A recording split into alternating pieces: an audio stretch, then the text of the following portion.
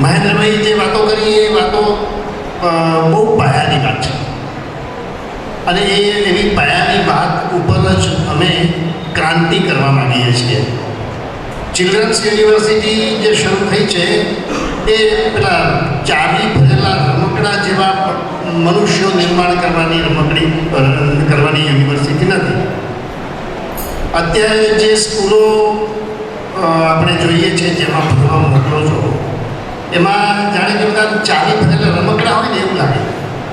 પેલું ટાઈ પહેરેલું છોકરું આમ લટક મટક ચાલતું ને સીધું નાકને દાંડીએ ચાલ્યા કરવાનું એવી આપણી બાળકોની સ્થિતિ.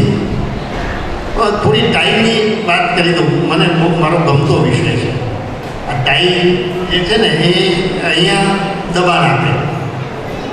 આપણી તો ગરમીવાળો પ્રદેશ અને છતાંય ટાઈ પહેરાવાનો આપણે પેલો નકલ કરવાની ને વાનર નકલ જેને કહેવાય ને વાંદરા નકલ કરે. હવે આપણે કોણ છીએ મને ખબર નથી પણ આપણે નકલ કરીએ છીએ અને એ નકલ કેવી ખરાબ કરીએ છીએ કે ટાઈ પહેરવાની બાળકોને.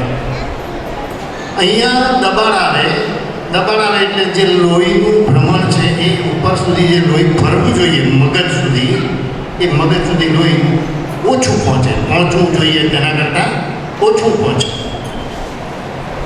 કામ તો મગજને કરવાનું છે, ભણવાનું બુદ્ધિનું યાદ રાખવાનું બધું કામ તો મગજે કરવાનું છે. લોહી ઓછું પહોંચાડે ટાઈ જરૂરી. નકરા કહેવાય ને એ જરૂરી એમ. વતરના ઠોઠ નિશાળિયાને વતરના જાજા ભણવાનું થાય કે ના થાય પણ આપણે આવું તો કરવું જ કે ટાઈ પહેરવી કે એસી સ્કૂલમાં મોકલવો, યુનિફોર્મ સરસ જોઈએ. અંતરનો વિકાસ થાય કે ના થાય ખબર નથી. મનુષ્ય તરીકેના સદગુણોનો વિકાસ થાય કે ના થાય એની ખબર નથી. એની કોઈ ચિંતા નથી. એને બાળકના કૌશલ્યનો બાળકની આવડતોનો વિકાસ થાય કે ન થાય એની કોઈ પરવા નથી.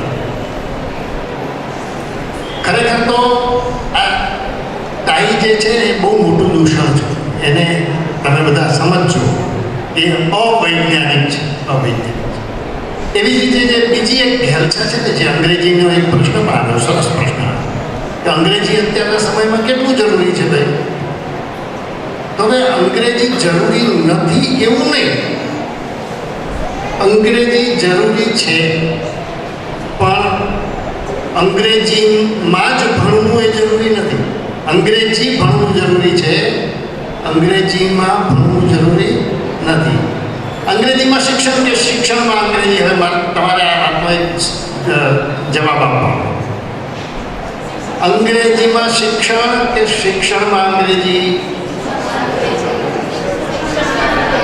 શિક્ષણમાં અંગ્રેજી. બધાને માન્ય છે? તમને બધાને માન્ય છે? અંગ્રેજીમાં શિક્ષણ જોઈએ કે શિક્ષણમાં અંગ્રેજી જોઈએ? શિક્ષણમાં. પણ આપણે ત્યાં અંગ્રેજીમાં ભણાવતી, અંગ્રેજી મીડિયમમાં ભણાવતી સ્કૂલો બિલાડીના ટોપની જેમ ફૂટી નીકળી છે. આ દેશને ગુલામ બનાવવાનો ફરી એક મોટો કાર્યક્રમ છે. આ દેશને ગીરવે મૂકવાનો મોટો કાર્યક્રમ છે. આપણા બાળકોને આપણું સત્વ, આપણી પોતાની ઓળખ ગુમાવી દેવાનો આ કાર્યક્રમ છે. તો મારે તમને બધાને એક નાનકડો સવાલ કરવો છે કે તમને બધાને સ્વપ્ન કઈ ભાષામાં આવે? ગુજરાતીમાં આવે કે અંગ્રેજીમાં આવે? સ્વપ્ન તો બધાને આવતા જ છે ને, આવે કે નહીં? તમને કઈ ભાષામાં આવે? કોઈ હાથ ઊંચો કરે છે. હા, મેં કીધું હાથ કોને ઊંચો કરે છે? કઈ ભાષામાં? બહેનોને કોઈને ખબર છે કઈ તમારે સ્વપ્નો આવતા હશે ને ક્યારેક? કે અરે વાહ, હું તો સ્વર્ગમાં પહોંચી ગઈ ને એવું સરસ. અરે આ ચારે બાજુ કઈ ભાષામાં આવે? બોલો. કોઈને અંગ્રેજીમાં આવે? કોઈને મરાઠીમાં આવે? ચાલો અંગ્રેજી છોડો, મરાઠીમાં આવે? નથી આવતું? બંગાળીમાં કોઈને આવે? તમારી માતૃભાષામાં જ તમને સ્વપ્ન આવે? ભાઈઓને આવે પ્રશ્ન? કોઈને આવું અંગ્રેજીમાં કોઈને સ્વપ્ન આવે? હા કે ના તો કહો. બધા કેમ આમ ઠરી ગયા છે એકદમ ગામડાનું આમ તપતું હોય કે બધા એ થાકી ગયા સાંભળીને. આપણે બહુ નથી સાંભળવું, બહુ સંભળાવવું નથી અમારે. એટલું જ કહેવું છે કે જે ભાષામાં તમને વિચાર આવે, જે ભાષામાં તમને સ્વપ્ન આવે, જે ભાષામાં તમને હસવું આવે, જે ભાષામાં તમને રડવું આવે, એ જ ભાષામાં ભણાય, એ જ ભાષામાં ભણાય. પેલી ભાષા ભણાય ખરી, અંગ્રેજી ભાષા ભણાય ખરી, એક વિષય તરીકે ભણાય, કોઈ વાંધો નહીં. તો પછી ફ્રેન્ચ પણ ભણાય, ફ્રેન્ચ ભાષા પણ ભણાય, રશિયન ભાષા પણ ભણાય, ઉર્દુ ભાષા પણ ભણાય, આપણને કંઈ વાંધો નહીં. ભાષા તો દુનિયાની બધી સારી છે, પણ જે અંગ્રેજીયત છે ને, અંગ્રેજીયત એટલે શું? Sorry, thank you, hi, hello, આ અંગ્રેજીયત છે. મારા ફાધર ઓફ થઈ ગયા, હે કેમ ભાઈ મારા પિતાજી તો સ્વર્ગવાસ થયો ના બોલે, પણ તું આપણે અંગ્રેજીમાં બોલીએ તો વટ પડે. તો મારા ફાધર ઓફ થઈ ગયા. સ્વિચ છે કે ઓન ઓફ કરવાનું? પેલી સ્વિચ બંધ કરીએ તો લાઇટ ઓફ થઈ જાય, ચાલુ કરીએ તો લાઇટ ઓન થઈ જાય. આ ઓન ઓફ કરવાની વાત છે. તો છોકરું જન્મે ત્યારે કોઈ એવું કેમ નથી કહેતું કે મારું છોકરું ઓન થઈ ગયું? આ અંગ્રેજી છે. જરૂર ન હોય તોય ખાલી અંગ્રેજીમાં બડાશ મારવાની અને ખોટે ખોટું અંગ્રેજી બોલવું, ભાષાની ભેળપૂરી કરવી, એ આપણને બહુ મજા આવે છે. એક સરસ પ્રસંગ બન્યો. એક મોરબીના એક ડૉક્ટરે કહેલી વાત છે. મોરબીના એક ડૉક્ટરે એવું કહ્યું કે હું એકવાર એક પરિવારમાં ગયો હતો, અને પરિવારમાં ગયો એટલે એ મારા મિત્રની જે દીકરી હતી 5-6 વર્ષની, એ દીકરી આવી અને મને એને આમ અભિવાદન કર્યું, અંકલ જેકે. અંકલ જેકે એટલે શું ભાઈ? મને કંઈ ખબર ન પડી બેટા, જેકે એટલે શું? અરે કે અંકલ એટલી ખબર નથી પડતી, જય શ્રી કૃષ્ણ. જય શ્રી કૃષ્ણનું ટૂંકું રૂપ એટલે જેકે. હવે આ જો આપણે શીખવવાનું હોય તો આપણે આ અંગ્રેજોના રવાડે ચડવાની જરૂર નથી. અંગ્રેજી ભાષા શીખવાનો વાંધો છે જ નહીં, રવાડે ચડવાની વાત છે. અંગ્રેજોના રવાડે નહીં ચડવાની. આપણે આપણી ઓળખ, હમ કિસી સે કમ નહીં. આપણી પાસે કંઈક તાકાત ઓછી છે? જગદીશચંદ્ર બોઝ ભારતના મહાન વૈજ્ઞાનિક થઈ ગયા. એક વનસ્પતિ સાથે વાત કરી શકે, પણ એક વખત પેલું રેસ ચાલતી ને, ઘોડાની રેસ ચાલતી હતી ને, આમ એને નાનો બાળક એ વખતે જગદીશ, એને મજા પડી જાય. આમ એના હાવભાવ, એને બાજુવાળાને એમ લાગે કે આ છોકરાને કેટલી મજા પડે છે. તો એને પૂછ્યું કે કેમ તારે પણ રેસ કરવી છે? છોકરો કે હા. અને એકદમ ઊભો થઈ ગયો, એના કરતાં ડબલ ઊંચાઈવાળો ઘોડો એની ઉપર સડાક દઈને ચડી ગયો. અને બીજા બધા ઘોડેસવાળો મોટા, અને આ એક નાનકડો છોકરો, અને એને પણ ઘોડેસવારીમાં ભાગ લીધો. પણ ભલે છેલ્લો રહ્યો, કારણ કે છેવટે તો એની ઉંમર નાની હતી, ઘોડો મોટો હતો, પણ બંને સાંકળ છોલાઈ ગયા. જ્યારે રેસ પૂરી થઈ ને તો એ છોકરાને 2 સાંકળ છોલાઈ ગયા. અને પણ છોકરાને આનંદ હતો કે મેં રેસમાં ભાગ લીધો. એ જગદીશચંદ્ર બોઝ છે. એટલે બધું કંઈક પુસ્તકમાંથી નથી મળતું. આ પુસ્તક છે ને, જેટલું બંધ અને જેટલા 2 ઊંઠાની વચ્ચે જેટલું જ્ઞાન છે ને, એના કરતાં ઓપન યુનિવર્સિટીમાં બહુ મોટું જ્ઞાન છે. આપણી બહુ મોટી યુનિવર્સિટી છે, ખુલ્લી કિતાબ જેવી. આ યુનિવર્સિટીની અંદર, એટલે કે જગતની યુનિવર્સિટીની અંદર જે શીખવાનું છે, આંખ કાન ખુલ્લા રાખીને બાળકને ચારે બાજુ પ્રકૃતિને જોતા શીખવાડો, એને દોડતા શીખવાડો, રમતા શીખવાડો, ઝાડ પર ચડતા શીખવાડો, એને અવલોકન કરતા શીખવાડો. પક્ષી કેવી રીતે ચી કરે છે, કોણ શું બોલે છે, પક્ષીનો કલરવ એને સંભળાવો.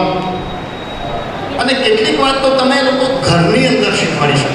માતા પિતા શું શીખવાડી શકે કે એનું સરસ ઉદાહરણ મને કહેવાનું મન થાય છે કે માતા પિતા પણ વાતમાં, નાની વાતમાં, ભલે ને કે એના માટે ભણેલા હોવું જરૂરી નથી, હું તમને એક સરસ બનેલી ઘટના કહું.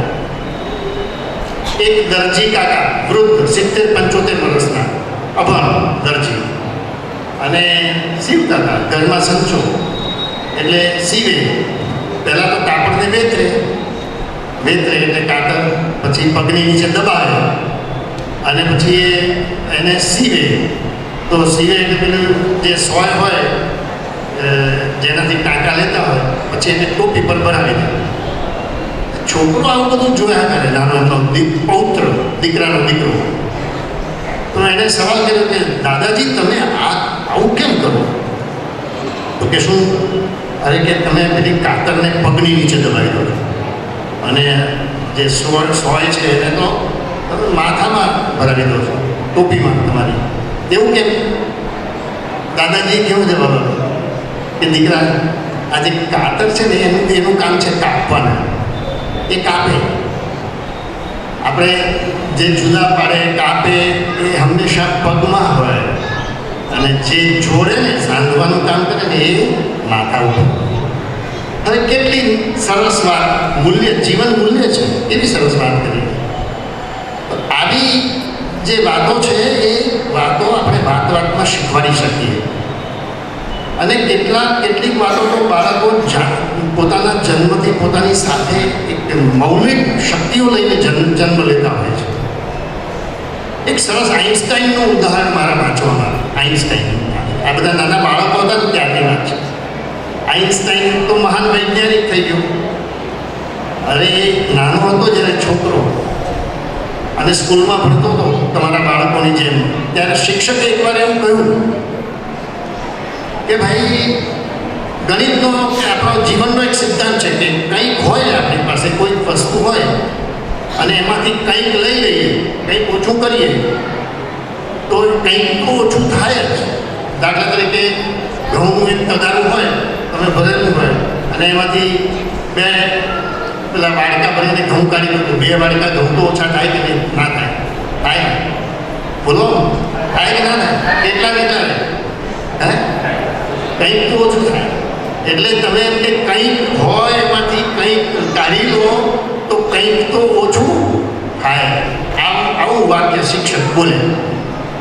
આઈન્સ્ટાઈને હાથ ઊંચો કે સાહેબ, મને એક વાત નથી સમજાતી. કે શું? એક લાકડી હોય, આવી એક લાકડી હોય, એના 2 છેડા છે, પછી એને લાકડીને એક છેડેથી કાપી નાખવામાં આવે તો એ સાહેબ 2 છેડા જ ને? છેડા તો 2 જ ને, ઓછા કેવી રીતે થઈ ગયા? આ પ્રશ્ન પૂછનાર ઇન્ટેલિજન્ટ છોકરો એટલે આઈન્સ્ટાઈન. આ બધા જે મહાન લોકો થયા ને, એ મહાન બાળકોમાં કંઈક હતું, પણ કંઈક આવ્યું કેવી રીતે? એમનામાં જે આવે છે ને એ મોકાશી આવે છે. એમને ખુલવા દેવામાં આવે, ખીલવા દેવામાં આવે, એમના ઉપર દબાણ ન કરવામાં આવે, એમના ઉપર ભાર ન આપવામાં આવે, ત્યારે એવું થાય. અહીંયા બેઠેલા મોટા ભાગના ખેડૂત પરિવારો છે. હું તમને એક ઉદાહરણ ખેતીને લગતું આપું. વરસાદ આવવાનું લાગે કે તમને અંધાર તૈયારી થઈ ગઈ, હવે વરસાદ આવવાની તૈયારી છે, વાદળા ઘેરાયેલા હોય, તે વખતે તમે શું કરો? ચાસ પાડો, હળ ચલાવો, જમીનને પોચી કરો કે ના કરો? એ જ કરો ને, જમીન પોચી કરો ને. જમીન પોચી થાય એટલે તમે એની અંદર જે બિયારણ હોય તે એકાદ વરસાદ પડી જાય એટલે બિયા અંદર નાખી દો, બીજ નાખી દો અને હળવે હાથે માટીને આમ ઢાંકી દો, જેથી કરીને બીજ અંકુરિત થાય. પછી જેવો વરસાદ પડે એટલે બીજમાંથી અંકુર ફૂટી નીકળે. તમે કહો કે જરા જલ્દી બહાર આવે ભાઈ, ખેંચો, કોઈ અંકુરને ખેંચો ખરા. આમ ઉતાવળ તમને આટલી બધી વાર કરવાની હોય, જલ્દી બહાર આવી જાય તો શું થાય? એને ખેંચો તો શું થાય? શું એ ખેંચાઈ જ જાય, ગયું, પતી ગયું, નષ્ટ થયું. આપણે બાળકોને ખેંચીએ છીએ. ત્યારે આપણે શું કરીએ છીએ ને, ખેંચીએ છીએ એટલે એને એમ લાગે છે કે હું જે કરું છું એ ખોટું છે અને આજે બધા કહે છે એ સાચું. અને એટલી બધી ખરાબ સ્થિતિ એની મનોદશા બાળકની એટલી બધી ખરાબ હોય છે કે એને જે શીખવું છે એ તો શીખવા જ નથી દેતા. એટલે એની જે ખરેખર શક્તિ છે એ શક્તિનો ઉપયોગ જ નથી થતો. આપણા સમાજને ભાઈ બધા પ્રકારના લોકોની જરૂર છે. લુહારની જરૂર છે, સુથારની જરૂર છે, સોનીની જરૂર છે, વૈજ્ઞાનિકની જરૂર છે, સાહિત્યકારની જરૂર છે, કવિની જરૂર છે, સંગીતકારની જરૂર છે, વાંસળી વાદકની જરૂર છે. બધા પ્રકારના લોકો હોય તો આપણને જીવવાની મજા આવે. પણ આપણે તો શું કરવું છે, બધાને ડૉક્ટર બનાવે છે. બરાબર છે? બધા જ ડૉક્ટર બની જાય. ખેતીએ નહીં ને કંઈ મગજમારી નહીં, બસ નોટો છાપવાનું કારખાનું એટલે ડૉક્ટર બની જવાનું. સુખી થઈ જાય. બધા જ ડૉક્ટર બની જાય તો પેશન્ટ કોણ બને? થોડાક લોકોએ પેશન્ટ તરીકે પણ બાકી રહેવું જોઈએ. આપણે જરા વિચારવાનું. આ બધી વાતનો અર્થ એ છે કે બાળકની જે શક્તિ છે એ એની સ્વતંત્રતા આપવામાં છે. એને આપણે મુક્તપણે વિહરવા દેવો જોઈએ, કુદરતમાં ફરવા દેવો જોઈએ. એના ઉપર કોઈ પ્રકારનો બોજો નહીં. આ પ્રકારની જીવનશૈલી, અને એને કારણે હું તમને કહું કે આજે જે શહેરના છોકરાઓ છે એના કરતાં ગામડાના છોકરાઓમાં ઇન્ટેલિજન્સ, ચાતુર્ય, જીવન કુશળતા, વિવેક, વિનય આ બધું વધારે દેખાય છે. શહેરના બાળકોમાં યાંત્રિકતા વધારે દેખાય છે, મોનોટોનસ, મશીન જેવા. એટલે આપણે તો જીવંત રહેવું છે ને. તો ચિલ્ડ્રન્સ યુનિવર્સિટી અનૌપચારિક રીતે, એટલે કે આવા અનેક જે જીવનના આયામો છે, વિવિધ પાસાઓ છે, એ બધા પાસાઓને વિકાસ કરવાનું કામ એ ચિલ્ડ્રન્સ યુનિવર્સિટી કરે છે. ગીત, સંગીત, ચિત્રકામ. અરે બધાને આઈએએસ, અહીંયા એક પ્રશ્ન કદાચ એવો પણ છે કે આઈએએસ એવી મોટી જવાબદારીવાળા લોકો, અમારો છોકરો કલેક્ટર બનવો જોઈએ, આઈએએસ બનવો જોઈએ. આઈએએસ અને કલેક્ટર, મેં કેટલાક લોકો તો એવા જોયા છે કે જે 4 ચોપડી ભણેલા હોય. આપણા કાઠિયાવાડના એવા ઘણા લોકો છે કે જે આંતરરાષ્ટ્રીય એટલે હીરાના ધંધા કરતા છે. હીરામાં કેટલા બધા કરોડો રૂપિયાનું ઉથલ પાથલ કરતા, બેલ્જિયમ ને હોંગકોંગ ને બધે. તો અમારા એક મિત્ર છે સુરતમાં, એમને પૂછ્યું કે તમે તો બહુ ઓછું ભણેલા છો, આટલો તો કરોડો રૂપિયાનો વેપાર કેવી રીતે કરો? તો કે એમાં શું કે હર્ષદભાઈ, અમે વિદેશમાં જઈએ ને એટલે 12 દુભાષિયા રાખીએ. કેટલા રાખીએ? 12 દુભાષિયા રાખીએ. દુભાષિયા એટલે ત્યાંની જે ભાષા હોય એમાં બધું સમજાવે આપણને. આપણે જે બોલીએ પેલાને સમજાવે. 2 ભાષા જાણતો હોય દુભાષા એટલે 2 ભાષા જાણતો હોય તે. તો એવા કેટલાય લોકોને નોકરીએ રાખીએ અમે. અમારે કંઈ બોલવાનું જ નહીં, અમે જે બોલીએ એને પેલા દુભાષિયા કહી દઈએ, પેલા ત્યાંના વેપારીને કહી દઈએ. એવા MBA થયેલા ને કલેક્ટર થયેલા ને આઈએએસ થયેલા તો અમારી નોકરી કરતા હોય. તો આપણે આપણા છોકરાઓને જે એની જે કુશળતા હોય છે એ કુશળતા પારખીને આપણે એને તૈયાર કરવો જોઈએ અને મોકળાશ આપવી જોઈએ. આપણા ઘરનું વાતાવરણ એવું સરસ રાખો કે જેથી કરીને બાળક ફૂલ રહે, પ્રફુલ્લિત રહે, મસ્તીમાં રહે. કેટલાક લોકોને ખબર નથી કે બાળક આપણી પાસે પ્રશ્નો ખૂબ છે, તો આપણે પ્રશ્નોના આધારે ચાલીએ. તો એક પછી એક પ્રશ્ન વાંચતા જાય અને આપણે એની હું ને મહેન્દ્રભાઈ અમને જેને ઠીક લાગશે એ અમે પ્રશ્નનો જવાબ આપશું. તો પ્રશ્ન વાંચશે. આજે તમારા ગુજરાતી ને અંગ્રેજીના પ્રશ્નો છે ને, એના માટે મેં 2 સરસ નાની ચોપડી લખેલી છે. બહુ નાની ચોપડી છે. આ ચોપડીનું શીર્ષક છે માતૃભાષા અને અંગ્રેજી, શું પહેલાં શું પછી. આપણે અંગ્રેજી નથી શીખવું એવી વાત જ નથી.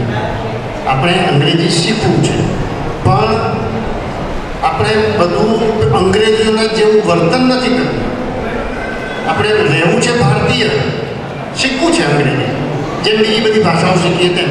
આમાં 9 પ્રકારના ભ્રમ આપ્યા છે. આ મારી લખેલી ચોપડી છે કે ભાઈ અંગ્રેજી નહીં ભણીએ તો કોમ્પ્યુટરનું શું થશે, અંગ્રેજીમાં નહીં ભણીએ તો વૈજ્ઞાનિક કેવી રીતે બની શકાય, અંગ્રેજી નહીં ભણીએ તો વિદેશ કેવી રીતે જવાય. બધા ભ્રમના જવાબ મેં એની અંદર આપ્યા છે. એવી બીજી એક ચોપડી છે, એવી જ અંગ્રેજી અને ગુજરાતી માટે જ છે. આપણને કોણ જોઈએ, મેકોલે પુત્ર કે મહર્ષિ પુત્ર? એટલે આની અંદર મારા સિવાય પણ ઘણા બધા લેખકોના લેખો, એમના મંતવ્યો, મોટા મોટા લોકોના, એ બધું મેં એની અંદર સંકલન કરીને આપ્યું છે. આ બંને ચોપડીઓ બહાર વેચાણમાં છે. ચોપડીની વાત કરી તો ભેગા ભેગી એક આ ચોપડી બહુ સરસ છે. તમને બાળકોને ઉછેરવામાં ખૂબ મદદ થાય એવી ચોપડી છે. તમને ઘણું બધું સમજાશે. વાંચવાનું ઓછું છે અને સમજવાનું વધારે છે. નાના નાના વાક્યો અને એના ચિત્રો એને અનુરૂપ એવા. તો આ પુસ્તક યુનિવર્સિટીનું પ્રકાશન છે. આપણું સરસ મજાની વાર્તાઓ કહેવી જોઈએ બાળકોને, અને વાર્તાની ચોપડીઓ આપણે યુનિવર્સિટીએ છાપી છે. ભૂલકાઓનો ખજાનો, એવો જ ભૂલકાઓનો ખજાનો ભાગ 2 અને 3.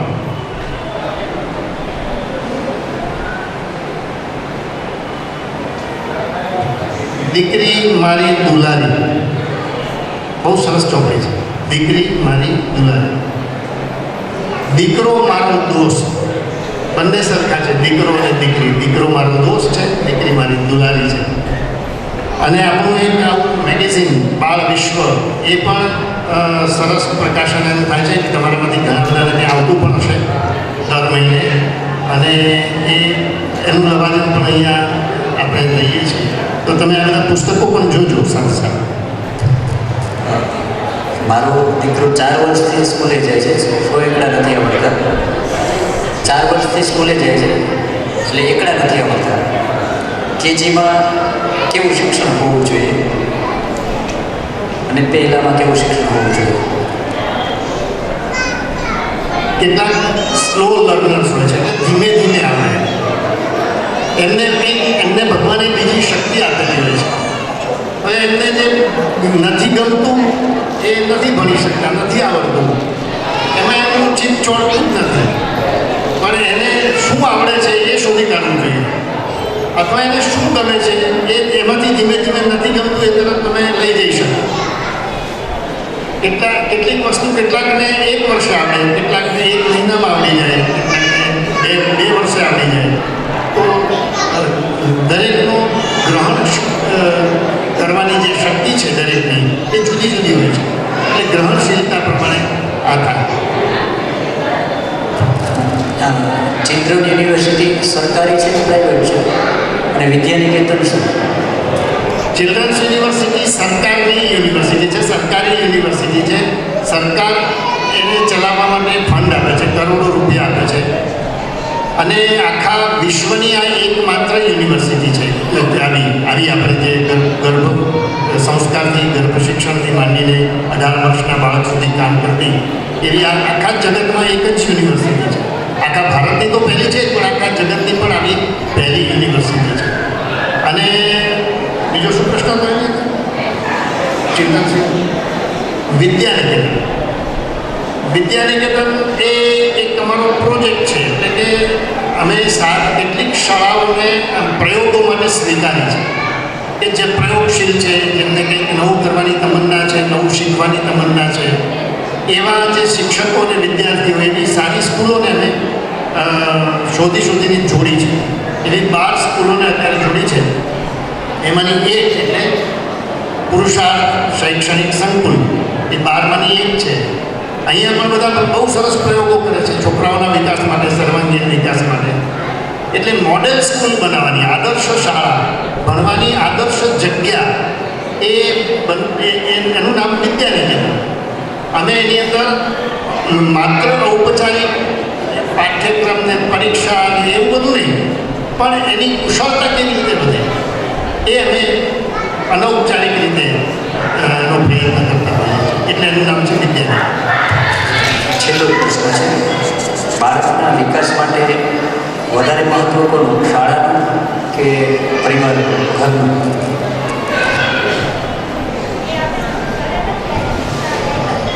બાળકના વિકાસ માટે વધારે મહત્ત્વ એ ઘરનું અને ઘરમાં ઘરમાં જીવન કેવું છે એનું. જો એને તમે એની સાથે વાતો કરતા હો અને વાર્તા કહેતા હો, એને બધું બતાવવા લઈ જતા હો, બધા અનુભવો આપતા હો, એને બહાર જવા દેતા હો, રખડવા દેતા હો, એને ચોરના માથાની જેમ ભટકે છે એમ ભટકવા દેતા હો, તો એ છોકરો છે એ ઘણું સારું શીખશે. નિશાળમાં આવવાથી શું થાય, સ્કૂલ છે અત્યારે મોટાભાગની સ્કૂલો એ મશીનનું લિંક કરે છે. જેમ કે કોઈ નટબોલ્ટ બનાવવાના હોય કે દરવાજાનું હેન્ડલ બનાવવાનું છે, તો નિશાળમાં બધા એક સરખા હેન્ડલ તૈયાર થાય. એ બધા 10મું ધોરણમાં બધાની માર્કશીટ, 12મું ધોરણ બધાની માર્કશીટ અલગ ન થાય. જ્યારે ખરેખર બધા લોકો અલગ છે, એની અલગતા છે એ રાખી શકે છે, પણ બંનેનો સમન્વય થાય તો ઘણું સારું થાય. એટલે ઘર છે એ શાળા બનવી જોઈએ, શાળા છે એ ઘર બનવું જોઈએ. એટલે અમે નિશાળ બને વિશાળ એવું અમે માનીએ છીએ કે નિશાળ વિશાળ બનીને ઘર બને, અને ઘર છે એ પણ મોટું બને અને વિશાળ બને. આ બંને બની જાય તો મજા આવે. એક પ્રશ્ન એવો છે કે બાળકને વારંવાર સમજાવવાથી પણ એ સુધરે નહીં, પોતાની ભૂલો સુધારે નહીં, તો શું કરવું? આવો એક પ્રશ્ન છે. ઘણી વખત એવું બનતું હોય છે કે તમે હવે જરા મારી એક બાબતનું ચિંતન કરજો, અથવા તો તમે મારી બાબત ઉપર થોડો વિચાર કરજો કે તમે આખા દિવસમાં સવારે ઉઠો, બાળક ઉઠે, તમે ઉઠો અને રાત્રે સૂઈ જાઓ, ત્યાં સુધીમાં તમે કેટલી સૂચનાઓ બાળકને આપો છો, કેટલા સૂચનો તમે કરો છો. આમ નહીં કરવાનું, જો જેવો ખાવામાં ધ્યાન રાખજે, ચાવીને ખાજે, રોટલી ખાવી જ જોઈએ, શાક ખાવું જ જોઈએ, ભણવામાં બરાબર ધ્યાન રાખ, ખાલી રમ કરે છે. તમે ખાલી વિચારજો. હું જે તમને કહું છું ને, સૂચનાઓ તમારા તરફથી બોછાર જેને કહેવાય ને, વર્ષા, એટલી બધી તમે સૂચનાઓ આપતા હો છો સવારથી સાંજ, પણ તમે એને કહ્યું કે બેટા ચાલ આપણે ફરવા જઈએ, ત્યારે એવું નહીં, ચાલ આપણે આજે સરસ મજાનું પિક્ચર જોવા જઈએ, તને ગમે એવું ચિત્તોડનું ચિત્તોડ નામનું પિક્ચર આવ્યું છે, ચાલ આપણે જોવા જઈએ. તમે એને કોઈ વખત એવું નથી કે જે એને ગમે છે એવું તો તમે કહેતા જ નથી, તમે એને નથી ગમતું એવી બધી જ સૂચનાઓ આપો છો. એટલે એને કોઈ વખત એમ તમે નથી કહેતા ચાલ દીકરા આપણે બેસીને વાતો કરીએ, આપણે નથી ભણવું, આજે તારો મૂડ નથી ને, આપણે નથી ભણવું, ચાલ ને આપણે આ ઝાડની નીચે આ પક્ષીઓ કેવો સરસ મજાનો કલરવ કરે છે અવાજ, અને ચાલ આપણે બગીચામાં જઈને બેસીએ. ક્યારે કહ્યું છે આવું? કંઈ આપણે કરતા નથી. અને પછી આપણે એમ કહીએ કે બાળક અમારું માનતો નથી. તમે કેટલું માનો છો બાળક? આપણે બાળકનું માનતા નથી. બાળક માટે તમારા ઘરની તમે બહેનોને ખાસ પ્રશ્ન, તમે પતિઓને પૂછો કે આજે સાંજે તમે શું ખાશો, તમને શું ભાવશે, શું બનાવવું? કોઈ દિવસ બાળકને પૂછો છો એ બેટા તારે શું ખાવું છે? તમને ખબર છે કે મેગીનો જવાબ આપશે. એટલે એક જ જવાબ, તમે એને અલગ અલગ ટેસ્ટી આઈટમો ખવડાવો ને તો બાળકને તમે પૂછો. બાળક કેન્દ્રિત, બાળક એ પરિવારનું કેન્દ્રબિંદુ છે. આ બાળક જે છે એ પરિવારનું કેન્દ્રબિંદુ છે. એટલે હવે મારા છેલ્લા આ સમાપનના ભાગરૂપે કહો કે છેલ્લી વાત તો મારે 3 વાક્ય તમને સરસ કહેવા છે, એ બરાબર યાદ રાખો. એમાં થોડો ઉકેલ પણ છે. બાળકને ઉપદેશ નહીં, ઉદાહરણ જોઈએ. બોલવાનું છે બધાએ, હું બોલી લઉં છું, ફરી બોલજો. બાળકને ઉપદેશ નહીં, ઉદાહરણ જોઈએ. બોલો. ભાઈઓ બોલતા નથી. ભાઈઓને લાગે કે અમે ક્યાં નિશાળમાં ભણવાયા છે. બાળકને ઉપદેશ નહીં, બાળકને ઉદાહરણ જોઈએ. બોલો. બીજું વાક્ય છે, બાળકને પૈસો નહીં, પ્રેમ જોઈએ. બોલો. ત્રીજું વાક્ય, બાળકને સંપત્તિ નહીં, સમય જોઈએ. બોલો. એકલી બહેનો જ બોલે છે, બરાબર અમે માર્ક કર્યું.